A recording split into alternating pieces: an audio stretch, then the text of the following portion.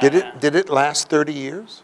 Well, after that, because Oh, 30 years. Oh, 30 years after it. Yes, yeah, yes. 30 years later. Well, the desire to have an author is a reflection of what critics need. It's not a reflection necessarily of reality. Critics need one artist, a painter, a composer, a vocalist, a sculptor, an architect. They need one artist so that they can write intelligently about how the childhood of this artist influenced their work and the vision of this artist. And so they need an artist. Film is a collaborative art form. I mean, one could argue, for example, that Bette Davis was the auteur of her films because Hollywood had a machine to make Bette Davis movies, right? And so the desire to use the name auteur, which is a French word, right? I mean, why not use the English word or the Spanish word? Why not just say author? Because if you said author, you would ask the question, but did he write it? If he didn't write it, how is he the author? And so we say auteur, which means sort of, kind of, like a ish author, right? But be real clear. The difference between a good film and a great film is the director. That master vision, master interpretation takes good and makes it great. But the difference between a good film and no film is the writer.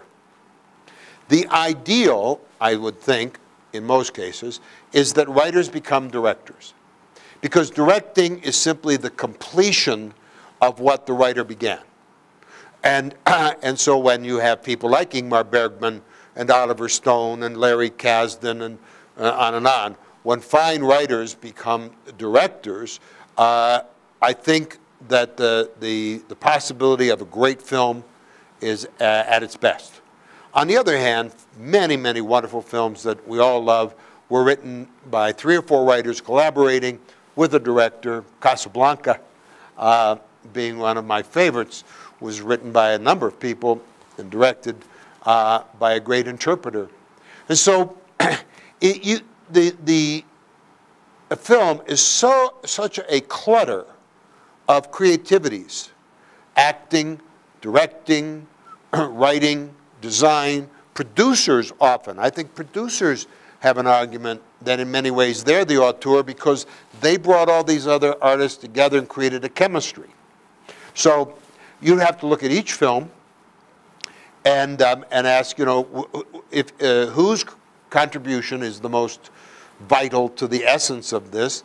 And my feeling is why does there have to be one artist? Why can't we just look at the film and talk about the values of the film and the qualities of the film, realizing that everybody, including the makeup person, had some contribution to it. Yeah, the word "by" is always very suspicious. And you know, the greatest of filmmakers understood this. Alfred Hitchcock could not write. Okay? I mean, he couldn't write a coherent letter. And he knew that he was at the mercy of the quality of the writers. I mean, what's the difference between Vertigo and Family Plot? The master directed both of them. Why is Family Plot such a bore and Vertigo such a... Right? It's the writing. And so Hitchcock said the 3 things necessary to create a great film are a great screenplay, a great screenplay, and a great screenplay. And he laughed at the notion that people called him an auteur because he knew how much he was absolutely dependent upon the writing. A film by credit is a matter of career. If directors have career problems like everybody else, and they want that reputation that they are the auteur, that it is a film by them. And the Writers Guild and the Directors Guild have been fighting over this for years. I mean, what possible sense of the word by is a film by somebody who didn't write it? But it's the world in which we live, and we owe all of this to the French, who invented this nonsense in the first place, okay? No. No, it's not possible. But I've seen great films with good scripts. That's possible. Oh, but I love this form, because the real cast in these stories, these multi-protagonist, multi-plot, the real cast is the society. What writers do going all the way back to films like Nashville and The Wedding and so forth, is, in fact, the originator of all of this was Shakespeare in a great play called A Midsummer Night's Dream, right? What you do is you take a society of characters and you make the society the cast. So in Crash, Paul Haggis is one of my students, and I'm very proud of Paul. He's won 2 Oscars. And in Crash, he took the character, the universal racist, bigoted American, broke him up into 10 or 12 characters, bigotry of this kind, racism of that kind, and so forth. And he looked at society that, in America, indeed, everybody hates everybody, okay? I mean, they call America the melting pot. Well, there's a lot of undissolved lumps at the bottom of that pot, okay? Or shortcuts. A beautiful Robert Altman's look at the alienation of American society. Babel was a wonderful look at the parent-child relationship in a half a dozen different places in the world. And so you take Parenthood was a look at all, as the title tells you, parenting. Love, actually, is all 10 or 12 different love stories. And so what you do in this form is you substitute thematic unity for structural unity of the monoplot, and you have a weave based around a society. And so you take a theme like racism or love or parenting, and then you show it in a social way, and you do variations of that theme. And it's a wonderful form. It's a wonderful form because you get tastes of characters. You don't have one dominant protagonist. But, you know, the audience's imagination is such that if you have a film like Babel, and you have these families, and it's a 2-hour film, and you got, what, 4 or 5 families, so they each get 25, 30 minutes, right? In 25, 30 minutes, the audience can imagine the whole lives of these people prior to this event, after the consequences of that. Audiences today are more story literate than they've ever been in history. They can take very small pieces of life, assemble them in their minds, because they have seen tens and tens of thousands of stories by the time they get to, you know, a film like Babel. And they don't need necessarily a full-length work concentrating on one protagonist to be able to assemble a lot. So there is a shrinkage of the dimensionality of characters in multi-plot, but the advantage is you get a multiply dimensional society. And that's what the writer's after, a portrait of a certain kind of society and a certain theme within that society. Storytelling? Oh, I hope so. I hope so. Because in addition to the usual single protagonist story, these kinds of films make us aware of society. That they're in any dimension of life, be it education or illness or war or whatever, that in any of these great struggles in life, there are any number of different points of view on the same thing.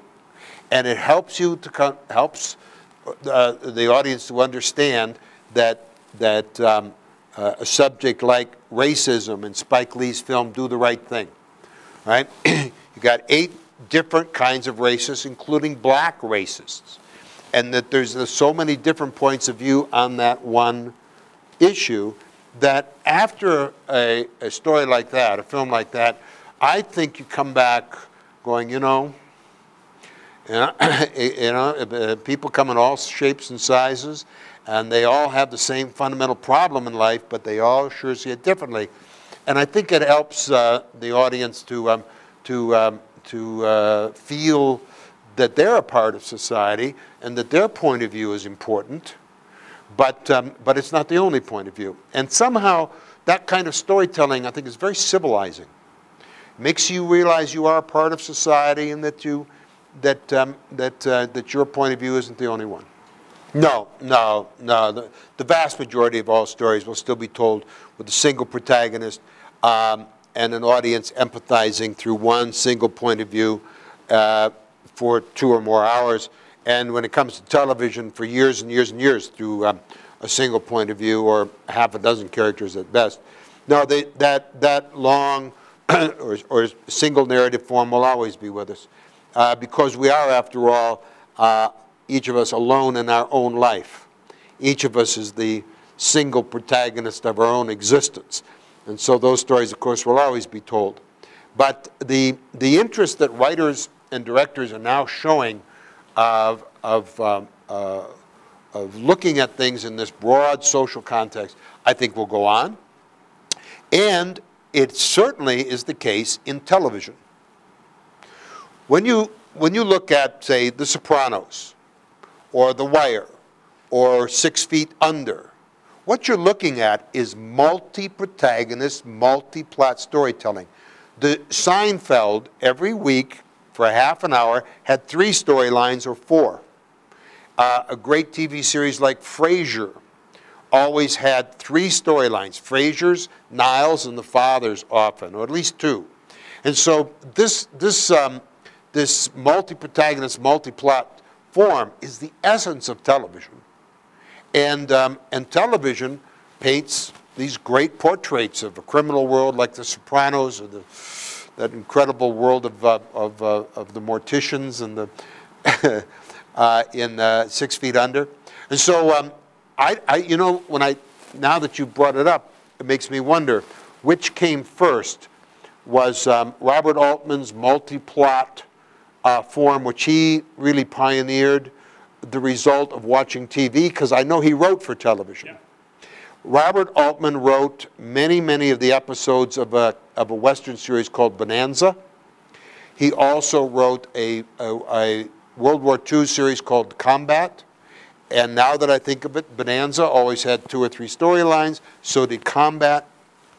So maybe when he moved to film, he just took the form that he'd worked in TV and built it up into a cinematic form. You actually I don't know which. Next question. My next. I have an internet enterprise of advanced lessons for writers called Storylog. And I decided to do a lesson in character development for my writers and studied the character Tony Soprano to answer the question, how complex is Tony Soprano? All right? And I started looking at his dimensions. And a dimension is a contradiction in a character's nature. So, for example, the charming thief, right, is a contradiction, right? Or Macbeth is guilt-ridden and ambitious, all right? And so I started counting up the contradictions in Tony Soprano's nature. When I got to 12, I stopped. Tony Soprano is more complex than Hamlet. Hamlet only has 4 hours. Tony Soprano had 9 years. And so you see him in every possible kind of relationship. And as a result, he is this incredibly complex character. And so the challenge for writers who are going to write a series like that is can you create a character that is constantly surprising the audience year after year, by developing dimensions in this character that we haven't seen in the years previous. And if you're brilliant writers like the Wire's writers and the Sopranos, and so, yes, the answer is yes. You can keep it going for 9 years and still be amazed. What these series strive for is what I call exhaustion. Most stories achieve a climax, a major reversal, boom, and the story's over, right? Something that goes on for 9 years, there is no climax, right? That's why people were so amazed at the ending of The Sopranos. It's just a restaurant, right? And there's no real possible climactic ending because they have emptied Tony out.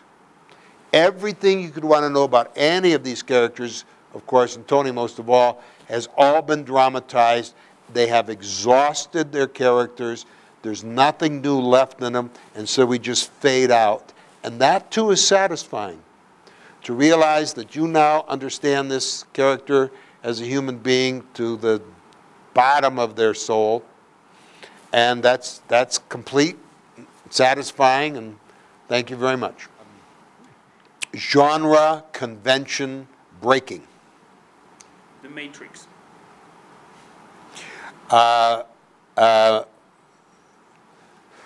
Mixed reality.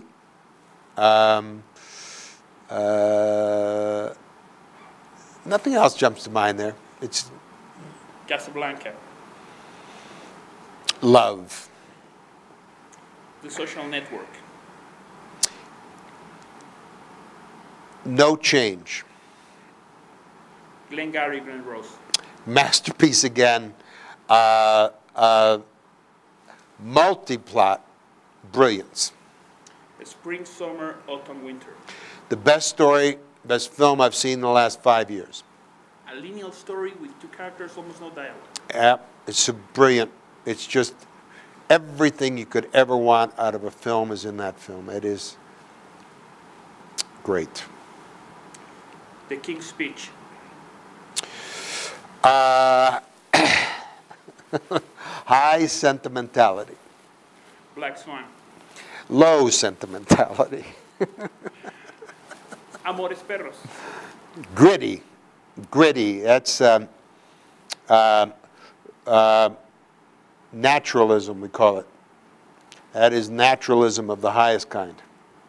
And Y Tu Mamá También. Growing up. Corporations hire me as a consultant frequently. And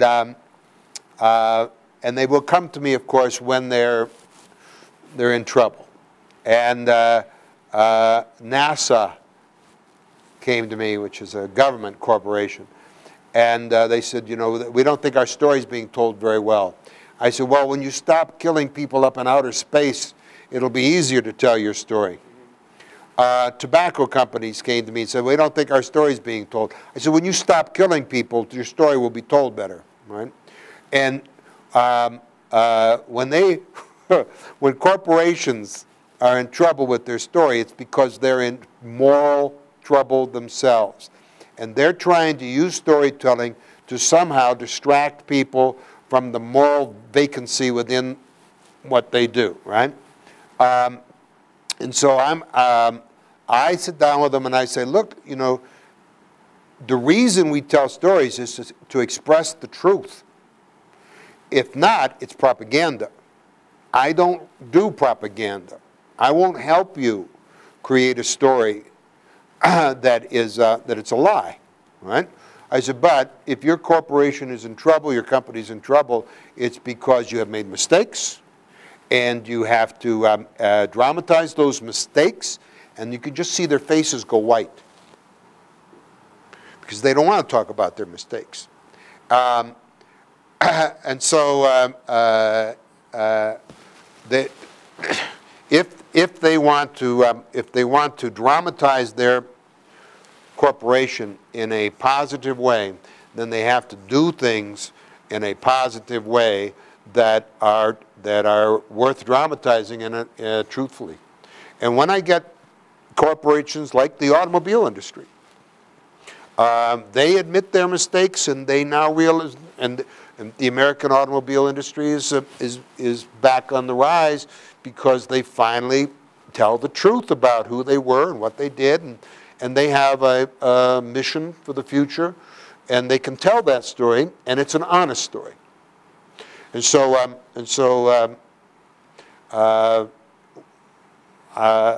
the motto that when somebody brings me a book, right? What I always write is write the truth. If you write the truth, even if the truth is dark, even if the truth is grotesque, right? If you write the truth and dramatize it beautifully, you can capture people's imaginations and take them toward a positive future. But if you lie, then story cannot be told. I mean, I think it's a wonderful affirmation of human nature that we all know bullshit when we hear it. Okay? And so we all have a nose, you know? We can all smell the bullshit. And so when corporations bullshit us, we turn against them. When corporations admit their mistakes and begin to tell a story that says, we now realize and we're going to do something about this, then we start to hear a little truth and we pay attention. And it's just a credit to human nature that you know, that the people can lie, and propaganda can draw some people to it, of course, but not in the long run, and not for the majority. That in time the truth will out, and those people who tell truthful stories prosper. Those people who lie get what they deserve. Oh, I don't think it's. I can't measure bullshit. Would be nice. Because it all smells the same. I don't know. Are they more or less? I think it's always been like that. It's always been like that.